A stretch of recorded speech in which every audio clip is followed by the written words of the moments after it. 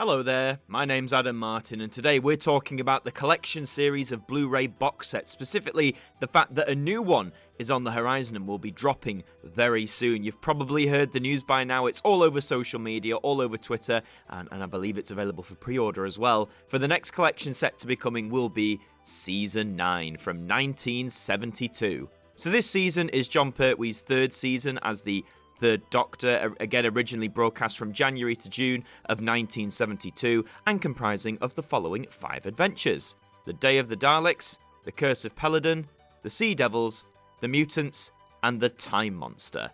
So many say that this season is where sort of the unit family, like it is established, but they're obviously less present. I think they're only in 3 stories this season, and that number declines to 2 in season 10, and then, you know, it gradually gets less and less. But there's some great tales here. You know, the Doctor goes off-world a bit more. At this point, still on missions for the Time Lords. You know, he hasn't got time travel capabilities fully again yet, but we do go on to adventures off-world. We've got The Curse of Peladon, and we've got The Mutants as well. I'll talk more about the stories in just a second, but let's have a look at this beautiful cover art here. As always, designed by the marvelous Lee Binding. I always promote his stuff, but, you know, go and check him out on the socials. Check out the interview we did a few years ago on AMTV Radio, and look at this cover. There you've got the Third Doctor in his red velvet jacket with his lovely, like, tartan-style cloak as well. Jon Pertwee, I've always said, is one of very few men who can pull off the velvet, the frilled shirt, and the cloak as well. He always just looks so elegant and so cool, so absolutely great to see this here.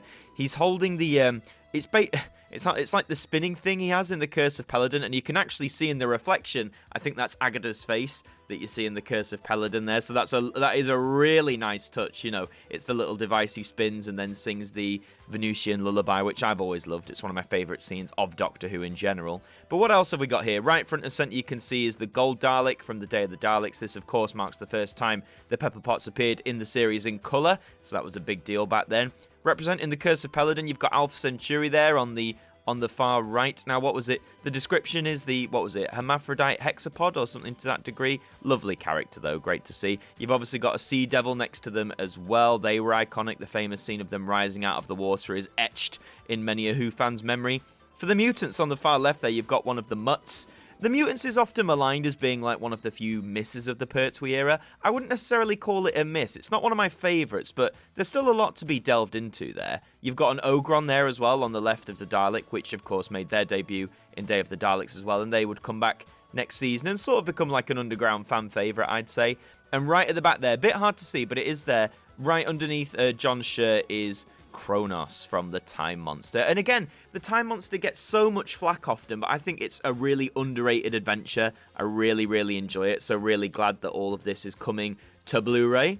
The main colour of this one is purple. There's like a purple hue to everything. So I think season 10 it was more of like a green, wasn't it? And then season 8 was more like a reddy orange. So I like the fact that with the different seasons for different Doctors, we are adopting different colours and stuff like that. What's exciting about this as well, considering there's only 5 stories in this season, we're getting an 8-disc set. So as far as I know, we're getting 2 discs for The Day of the Daleks, which makes sense for those who remember the DVD release at least 10 years ago. You had the original version on disc 1, which had the not so good Dalek voices, shall we say, and then the second disc was a special edition where, you know, it had brand new special effects. The voices have been completely redone by Nicholas Briggs, who's been voicing the Daleks since 2005 on TV, and it's the version I enjoy watching the most, to be honest, which is a surprise for me because I often like to go with the original, but those new Dalek voices, man, can't beat that stuff. So I'm assuming the second disc is for that. The Curse of Peladon just has the 1 disc. It's a 4-part story. I guess that kind of makes sense. The Sea Devils, a 6-parter, has 2 discs. The original DVD release was on 2 discs also. So I wonder if they're going to include the Omnibus edition. So during the Pertwee era, you know, every Christmas or around that time, they'd repeat one of that year's stories in an Omnibus edition. So in one like 2-hour block. The Sea Devils was chosen, and I hope we get the Omnibus edition on the second disc. I'm guessing that's what that is for. The Mutants, despite being 6 parts, just has 1 disc as well. And the Time Monster has 2 discs to it, which is interesting. So again, it did have 2 discs on the DVD release, I believe, but I wonder what kind of special features they're going to be cramming onto there. They seem to have gone off in the first few Blu-ray collection sets. The last disc will be like specifically labeled as a bonus disc. They seem to have eschewed that in recent releases now. You know, they're just going for certain stories have 2 discs and that makes it up. I don't have a problem with that at all. I think that makes sense as well. So yes, 8 discs for season 9, 8 discs in total.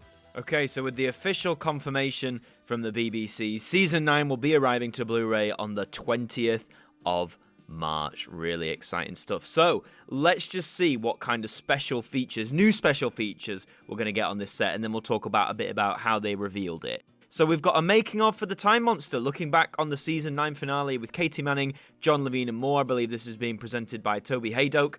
So I imagine the Time Monster must not have had a necessarily extensive making of on the DVD, so nice to fill in that gap there. We've got Michael E. Bryant at the helm, a profile of the director, Michael E. Bryant, who did a lot of stories during the 3rd, and he did some stuff during the 4th Doctor's era as well, I believe, so really good to see him in action. Location is back this time. They're revisiting the various locations for Series 9. You've got the Fell Guy, which is a profile of the prolific stuntman student Fell, who, as the description suggests, is very prolific in the stunt field. Behind the Sofa returns. All stories have a Behind the Sofa to them. So the groups you've got Katy Manning with Michael E. Bryant, obviously representing the era as it was.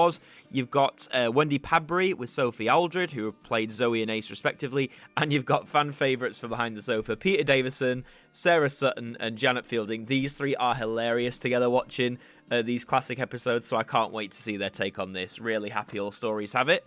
Obviously, the trailer that announced this will be included. We'll talk more about that in a second. Movie-length editions, so the omnibus versions, the repeat screenings of both Day of the Daleks and the Sea Devils are going to be featured here, which is great. Nice to see that they've included that. You've got some more convention footage. They tend to include a slice of this on each box set, which is really nice. This one is from 1986, and it's a chance to hear from units Nicholas Courtney, who played the Brigadier, and Richard Franklin, who played Captain Mike Yates. You've got 5.1 surround and Dolby Atmos on the Sea Devils, both the episodic and omnibus edition. Wonder why it's that one in particular, but hey, glad we've got it. Yeah, as the usual, then we've got HD photo galleries, the audio archive, info text, a huge PDF archive including scripts, unseen BBC production files, other rarities. I think that totals nearly 4,000 pages, which is insane.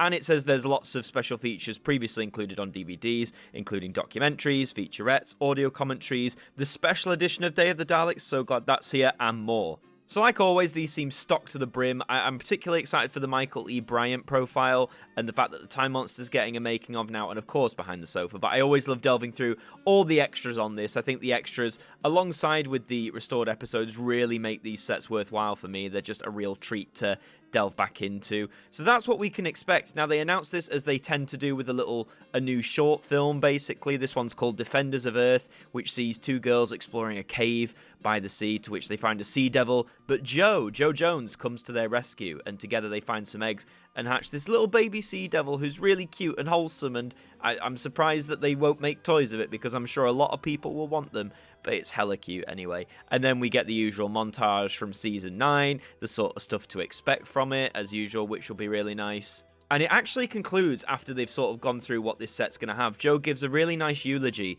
to her husband, Cliff, who, of course, was played by Stuart Bevan in The Green Death. And in fact, they both appeared together for was it the Series 8 teaser, or was it Series 10? One of those. They appeared for one of those.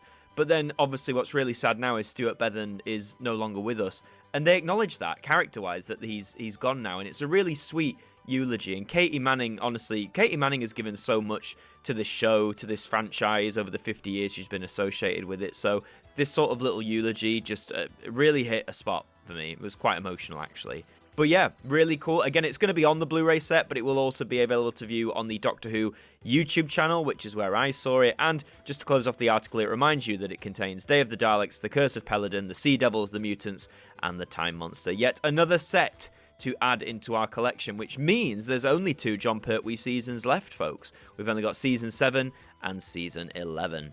Just to give you my brief thoughts on each story. So Day of the Daleks, again, really solid 4-part story. Nice to introduce the Daleks to the 70s. Again, the original Dalek voices do leave a little bit to be desired, shall we say. But the story itself I find pretty solid. The Curse of Peladon, a great return for the Ice Warriors in a role you wouldn't necessarily expect them in, but I love this world of Peladon. No wonder it's become a fan favourite over the years. It just feels so rich, and there's so many different vibrant characters in there. The main cast are on top form. Really great off-world adventure for Pertwee's Doctor. The Sea Devils, people often say is like a lesser version of the Silurians. And, you know, I do prefer the Silurians. I wouldn't say that this is lesser, though. This is different in many ways. You have the Master involved, Roger Delgado being fantastic as always, so that's a big plus. The Sea Devils are a very interesting species, and for me, the 6 episodes feel like they don't drag on, which is always a plus. The Mutants, again, as I mentioned, is often seen as a bit of a miss, a bit of a dud for various reasons. You know, it's too long, it's not as interesting, and I'd put it maybe more towards the bottom of my Pertwee stories that I enjoy, but I wouldn't, again, call this a miss. I think there's a lot of great content in there still, whether that's the issues it's raising, whether that's the performances from the main cast, the villain and stuff like that. So again, I think there's still a lot to be had out of the Mutants. And finally, the Time Monster. Again, really underrated story in my opinion. You've got the Master coming back again, the Unit family are here in full swing, you've got a lovely timey-wimey sort of adventure as well. I actually think it's a really strong finale for the season. I never quite understood why this one was quite so maligned. Is it because it's too long, or is it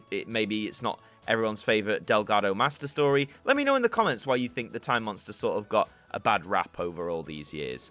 But that's all the wrap up. Let me know, what do you think about this exciting announcement that Season 9 is coming to Blu-ray in March? Do you have a particular favourite story from this season? Is it one of your favourite seasons overall? Is it not one you revisit so much? Let me know in that comment section below. I'd be really interested to hear your thoughts on all this.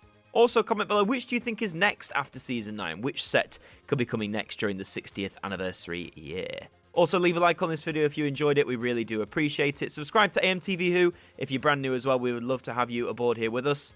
I've been Adam Martin. Thank you for joining me, and we'll see you next time for another trip in the TARDIS.